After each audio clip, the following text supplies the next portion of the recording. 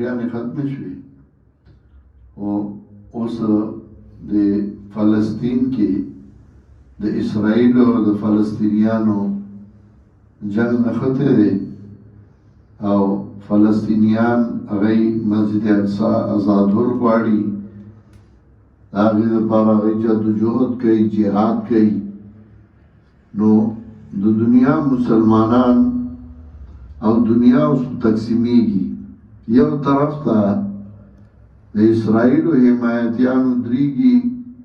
لکه اوس اووه ملکونو د هغوی مرسته کړې ده بل طرف ته مسلمانان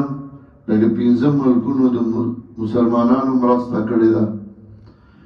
نو د هر چا د خپل وس مطابق د هغوی سره مرسته او تعاون دی موږ د دې ځای نه هغوی ته دعاګانې کولی شو چې الله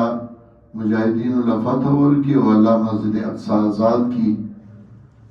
مسجد اقصی قبله ثانی دغه قبله اول هغه بیت الله دی ان اول بیت وضع للناس للذي ببکه خلک هغې ته قبله اول وایي خو هغه قبله اول نه قبله ثانی ده د هغې د ازادۍ دپاره هغوی محنت کوي منډې وایي کوشش کوي جهاد کوي نو دعا وکړئ چې الله هغه مجاهدینو له غلبه ورکړي او الله مجاهدینو له بری ورکړي او ټول مسلمانان الله یو موټی کړي او ټول مسلمانانو له پکار دي چې د هغوی مرسته او د هغوی تعاون وکړي الله دې د فلسطین مجاهدینو له غلبه او کامیابي ورکړي او الله د هغوی په خپلو دشمنانو باندې غالب کړي الله دې مسجد اقصی قبله ثانیه هغه آزاده کړي چې هغه د مسلمانانو د عبادت دپاره